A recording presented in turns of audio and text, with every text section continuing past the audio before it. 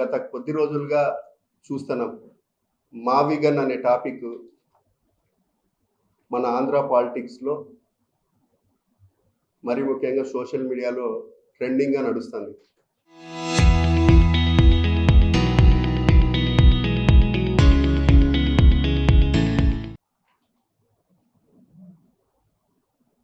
వైఎస్ఆర్సీపీ అధ్యక్షుడు జగన్మోహన్ రెడ్డి గారు ఎప్పుడైతే అసెంబ్లీలో, లోక్సభలో, రాజ్యసభలో ఈ బిల్లు పాస్ అయిందో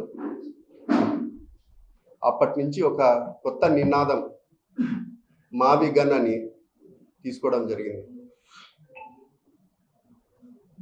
మేము వైఎస్ఆర్సీపీ అధ్యక్షులు కానీ వైఎస్ఆర్సీపీ పార్టీని కానీ డైరెక్ట్గా ప్రశ్నించేది ఏంటంటే 1924 మధ్యలో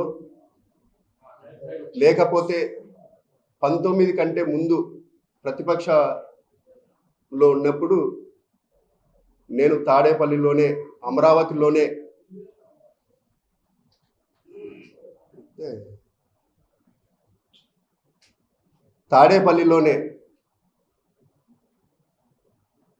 ఇల్లు కట్టుకుంటాను, నేను అక్కడనే రాజధానిని కొనసాగిస్తానని చెప్పి 3,000 ఎకరాలు కాదు 30,000 ఎకరాలు సేకరించాలని చెప్పి ప్రతిపక్షంలో ఉన్నప్పుడు ఒక మాట,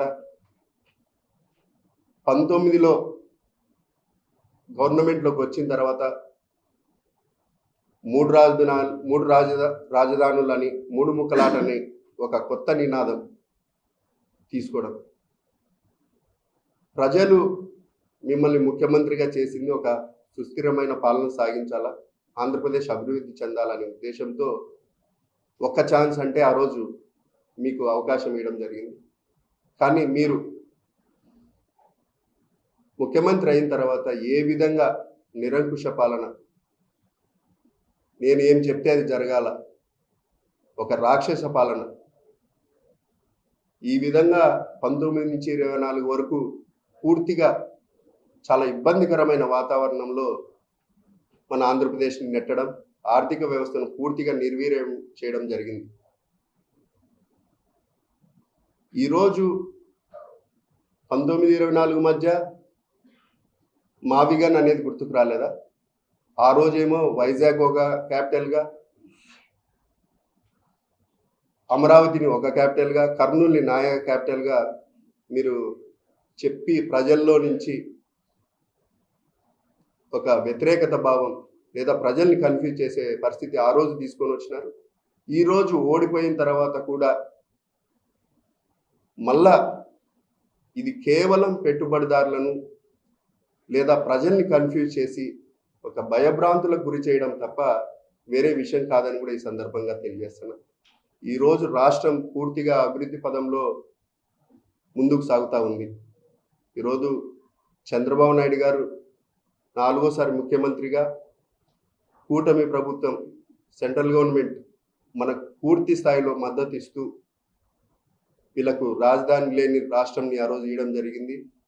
స్టేట్ రీఆర్గనైజేషన్లో వీళ్ళకి చాలా అన్యాయం జరిగింది. రాయలసీమ కానీ ఉత్తరాంధ్ర కానీ స్పెషల్ ప్యాకేజీలు ఇస్తూ మనకు అభివృద్ధి పదంలో ముందుకు తీసుకొని పోవాలని చెప్పి ఆ రోజు మోడీ గారు కూడా మనకు సపోర్ట్ చేయడం జరిగింది. ఈ విధంగా డెవలప్మెంట్ జరుగుతూ ముందుకు పోతూ ఉంటే ఒక సైడు మనకు వైజాగ్ తీసుకుంటే గూగుల్ డేటా సెంటర్లు, ఈరోజు కంప్రెస్డ్ బయోగ్యాస్ యూనిట్లు,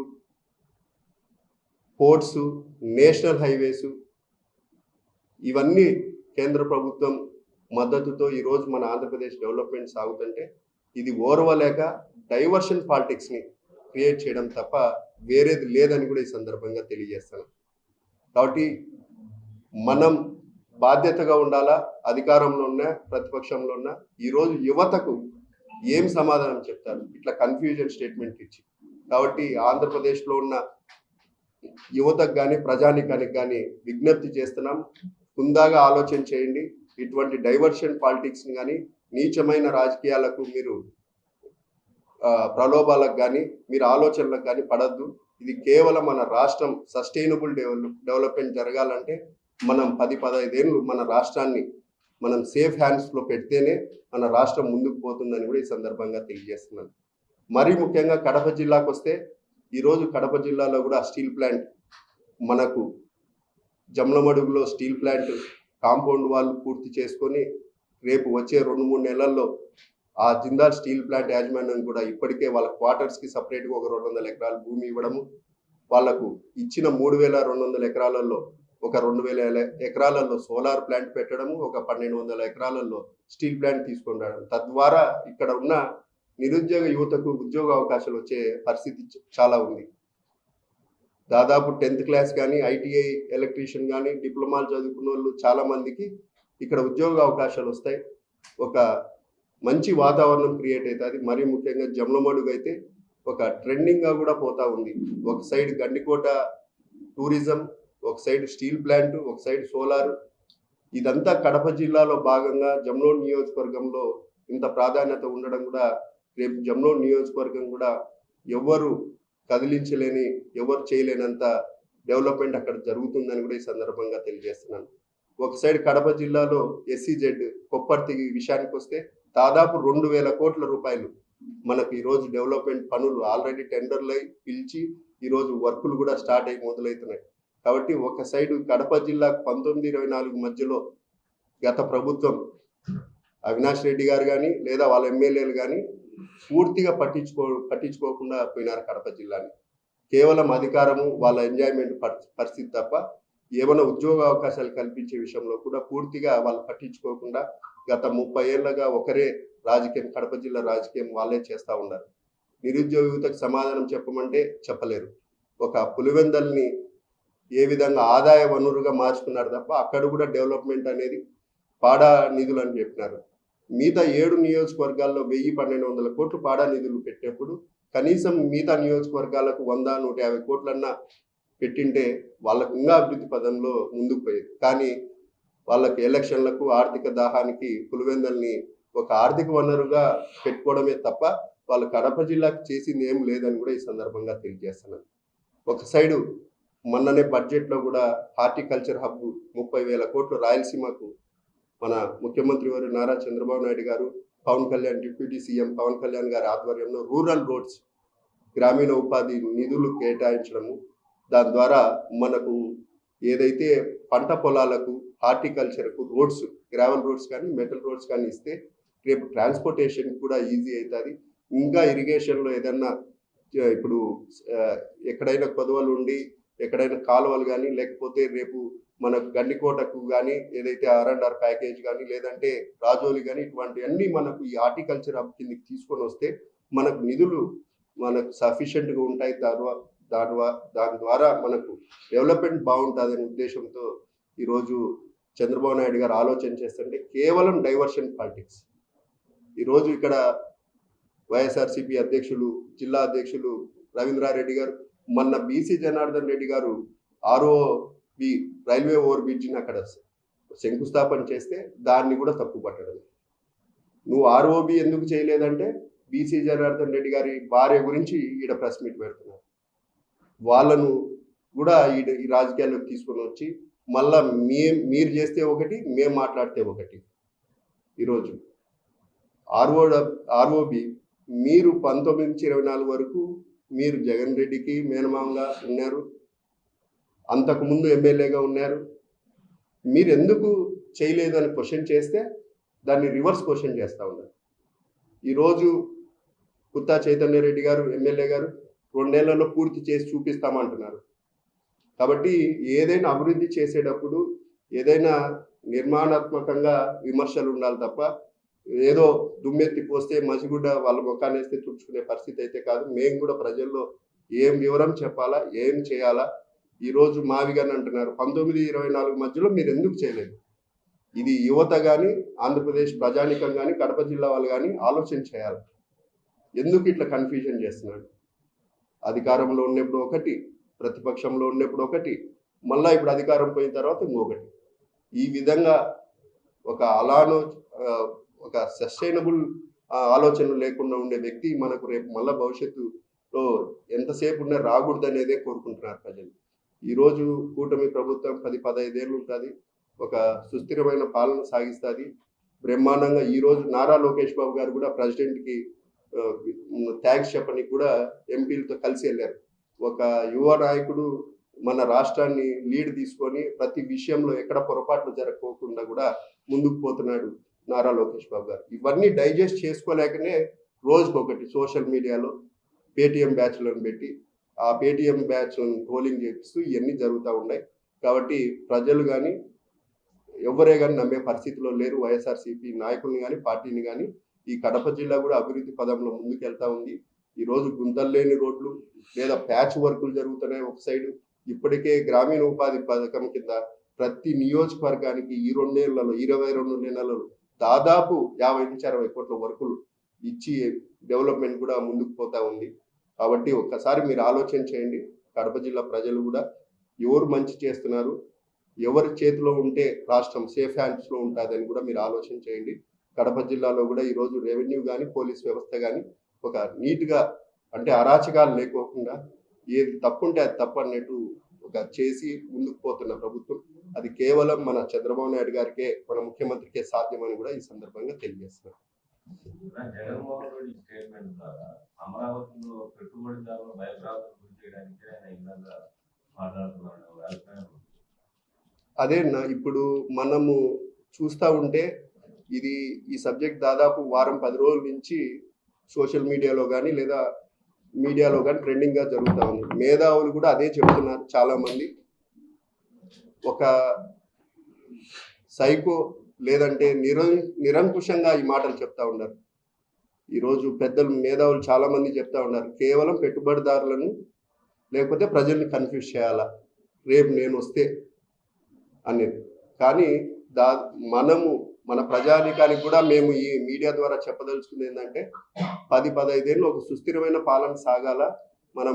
మనము ఈ కూటమి అనేది ఇదే విధంగా కొనసాగితే మన ఆంధ్ర రాష్ట్రము డెవలప్మెంట్లో కానీ, ఉద్యోగ అవకాశాలు కల్పించే విషయంలో కానీ, లేకపోతే ఈ సంక్షేమంలో విషయంలో కానీ పూర్తి స్థాయిలో మనం సక్సెస్ఫుల్గా ముందుకెళ్తాం.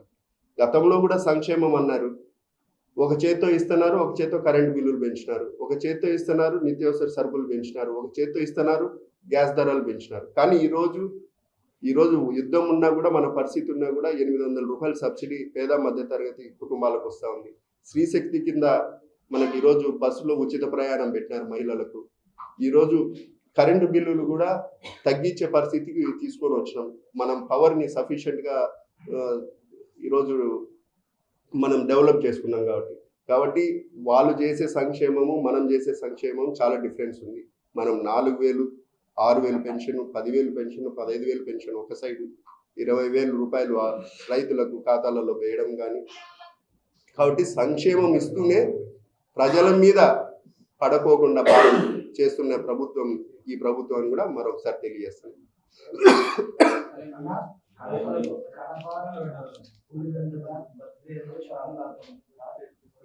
ఇన్ఛార్జ్ల పనితీరుపై ముఖ్యమంత్రి గారు కానీ మంత్రి లోకేష్ కానీ ప్రశ్నించారు, పనితీరు సరిగా లేదని. దానికి మీరు ఏమన్నా? నాకు తెలిసి పనితీరు సరిగ్గా లేదు కాదు, అది మన ఇంటర్నల్ మా పార్టీకి సంబంధించినది. పనితీరు అని కాదు, మాకు ఒక ప్రోటోకాల్గా పెట్టి ప్రతి అందుబాటులో ఉండాలా అనే దాంతో కార్యకర్తలకు అందుబాటులో ఉండాలి. అది పార్టీ విషయము, వాళ్ళ పనితీరు మీద కాదు, అది పార్టీ పనితీరు మీద. అంటే ప్రజలకు అందుబాటులో ఉండాలా, ఈ డెవలప్మెంట్ విషయంలో కానీ ఉద్యోగాల విషయంలో కానీ పలికేదాంతో ఉండాలి. అది ఒక ప్రోటోకాల్గా పెట్టినారు, అది ఇంటర్నల్ ఇష్యూ, పార్టీ ఇష్యూ.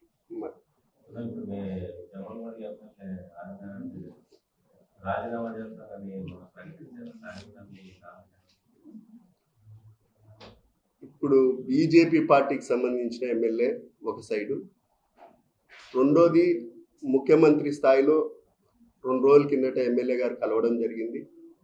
సానుకూలంగా వాళ్ళు మాట్లాడినారనేది కూడా రావడం జరిగింది. సీనియర్గా 4వ సారి ఎమ్మెల్యే, మన ముఖ్యమంత్రి వర్యులు 4వ సారి ముఖ్యమంత్రిగా ఉండడం, సీనియర్గా ఏ విధంగా ఆయనకి ఇబ్బందులు ఉన్నాయో ఒకసారి కూటమి వాళ్ళ అధ్యక్షుడు ఉన్నారు మాధవ్ గారు, సీఎం గారి దృష్టికి తీసుకొని వెళ్ళారు, సానుకూలంగా స్పందించినారు అనేది 2 రోజులు 3 రోజుల నుంచి అన్అఫీషియల్గా మనకు కూడా తెలుస్తూ ఉంది. నిన్న కూడా ఈనాడు పేపర్లో కూడా రావడం జరిగింది. చూద్దాం ఏం జరుగుతుంది. బీజేపీ ఎమ్మెల్యే కూటమి కాబట్టి కొంచెం మనం కూడా ఆలోచన చేసి మాట్లాడాలి, ఏదైనా మాట్లాడాలి. అంటే పార్టీలో ప్రాధాన్యత తక్కువగా ఉంది అనడంలో జమ్మూరు నియోజకవర్గంలో ఎస్పెషల్లీ టీడీపీకి బీజేపీకి మధ్య ప్రాధాన్యత కలవడం అనుకోవచ్చు ఆయన మాటల్లో. ఆయన వాళ్ళ ఇంటర్నల్ వాళ్ళ పార్టీ వాళ్ళని కూడా విమర్శించడం జరిగింది. ఒక మనకు ఇంకా జమ్లమడుగులో కూటమి దిగ్విజయంగా ముందుకు పోతుందని నాకు నిస్సందేహంగా చెప్పగలను. ఎందుకంటే నేను కూడా అక్కడ పాత్ర పోషిస్తున్నా కాబట్టి కూటమిలో ఏదైతే ఉండాలనో డెవలప్మెంట్ విషయంలో మరీ ముఖ్యంగా ఎక్కడే కానీ అటువంటి లేవు. పార్టీ పరంగా వాళ్ళ కొన్ని విషయాలు ఉంటాయి, మనటి కొన్ని విషయాలు ఉంటాయి. మన పరంగా మనం స్ట్రాంగ్గా ఉండాలి. వాళ్ళ కూటమి పరంగా ఇప్పుడు జనసేన కానీ బీజేపీ కానీ కొన్నిసార్లు ఇబ్బందికరమైన పరిస్థితులు ఉంటాయి, కానీ అది చర్చించుకొని కూటమిలో ఉన్న అధ్యక్షులతో మాట్లాడుకొని చేయాల్సిన పనులు ఉన్నాయి. మన కూటమిలో కొంచెం మహిళల పైన కావచ్చు, అత్యాచారాలు కావచ్చు, ఇవి జరుగుతున్నాయి. రాష్ట్రంలో లా అండ్ ఆర్డర్ పూర్తిగా దెబ్బతిన్నందుకు వెతుకుతున్నారు. నాకు కొన్ని విషయాలు జరిగినట్టు ఏ పార్టీలో ఉన్నా ఎవరు ఎక్కడ ఉన్నా కూడా దాన్ని ఖండించాల్సినటే. అది కాకుండా మన ప్రభుత్వం కూటమి ప్రభుత్వం వచ్చిన తర్వాత ఈగల్ టీం అని చెప్పి గంజాయిని పూర్తిగా లేదా ఏదైతే ఆకతాయిలు ఉన్నారో వీళ్ళందరినీ కూడా కఠినంగా శిక్షించే విధంగా మనం జరిగింది. ఒకటి మైలవరంలో జరిగినాయి, లేదా ఒక చిత్తూరు జిల్లాలో జరిగిన, ఒక సైడ్ రాజమండ్రిలో జరిగిన తక్షణమే కొన్ని ఇమ్మీడియట్ యాక్షన్స్ భయం ఉండాలా ఇటువంటి చర్యలు చేపడితే అనే ఉద్దేశంతో సీరియస్గా తీసుకోవడం జరిగింది. నారా లోకేష్ బాబు గారు కూడా స్ట్రైట్ ఫార్వర్డ్గా ఇటువంటి విషయాలలో బిహేవ్ చేస్తున్నారు. కాబట్టి ఇది ఎక్కడ జరిగినా తప్పే, కానీ ఇవి రిపీటెడ్ కాకుండా కౌన్సిలింగ్ స్కూల్ ఏజ్లో నుంచే ఇటువంటి ఏదన్నా చర్యలు తీసుకొని కౌన్సిలింగ్ చేసి డెవలప్మెంట్ యాక్టివిటీస్ మీద చెప్పాలనేది కూడా నారా లోకేష్ బాబు గారు ఒక అవేర్నెస్ క్రియేట్ చేయాలా.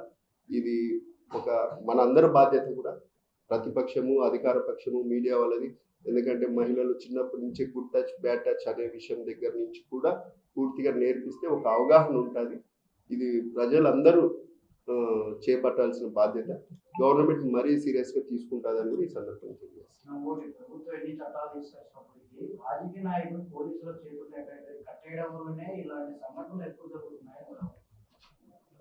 నేను అదే ఇందాక చెప్పిన, రాజకీయ ఏ పార్టీలకు సంబంధం లేకోకుండానే మైలవరం విషయంలో ఏ పార్టీ ఎవరేం చేపట్టడం లేదు. చిన్న పాపని ఒక డ్రగ్ అడిక్ట్ గంజాయి దాగిన మత్తులో చేసినాడు. ఇమ్మీడియట్గా యాక్షన్ జరిగింది.